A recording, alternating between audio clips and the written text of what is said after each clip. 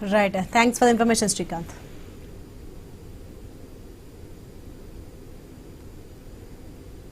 మద్యం మత్తులో తల్లిని కొడుకు హత్య చేశాడు. విచక్షణ మర్చిపోయి మాతృమూర్తిని కడతీర్చాడు. వరంగల్ జిల్లా కాశీబుగ్గలో ఈ దారుణ ఘటన జరిగింది. తల్లి నిద్రిస్తుండగా కొడుకు రాజు చంపేశాడు. మృతదేహాన్ని ఎంజీఎం మార్చురీకి తరలించారు. నిందితుడు రాజు తాగుడుకి బానిసగా మారాడని స్థానికులు అంటున్నారు.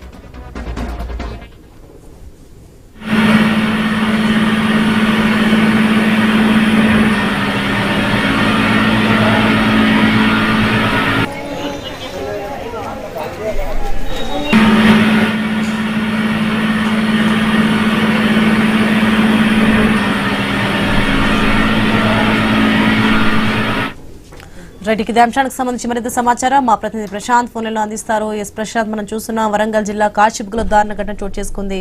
ఏంటి, ఎలా జరిగింది అసలు?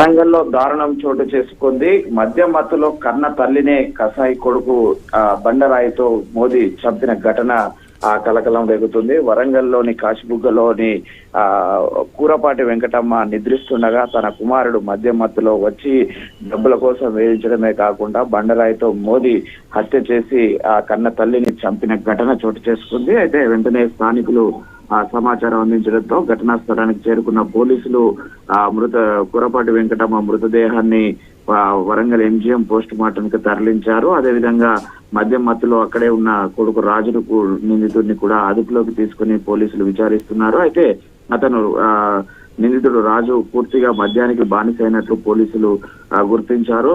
ఈ మద్యం మత్తులోనే ఈ ఘటనకు పాల్పడ్డట్లు కూడా ప్రాథమిక అంచనాకు వచ్చారు. అయితే రాజు గత కొద్ది కాలంగా మద్యానికి బానిసై తల్లిని డబ్బుల కోసం వేధిస్తున్నాడనేది కూడా తెలుస్తుంది. అయితే డబ్బులు ఇవ్వకపోవడంతో ఈ ఘటనకు పాల్పడ్డట్లు స్థానికులు చెప్పిన వివరాలతో పోలీసులు ఒక అంచనాకైతే వచ్చారు. అయితే కూరపాటి వెంకటమ్మ 65, ఆమె వృద్ధాప్యంలో చూసుకోవాల్సిన కొడుకే కసాయిగా మారి బండరాయి మోదీ చంపిన ఘటనతో ఒకసారిగా స్థానికులు అయితే నిందితుడిని చేసిన ఘటనతో నిద్రపోయిన పరిస్థితి ఉంది. సోని మొత్తానికైతే వరంగల్లో ఒకసారిగా కన్న తల్లిని చంపిన కసాయి కొడుకుగా మారిన ఘటన అయితే దారుణం చోటు చేసుకున్న పరిస్థితి ఉంది. Soni, right, thanks for the information Prashanth.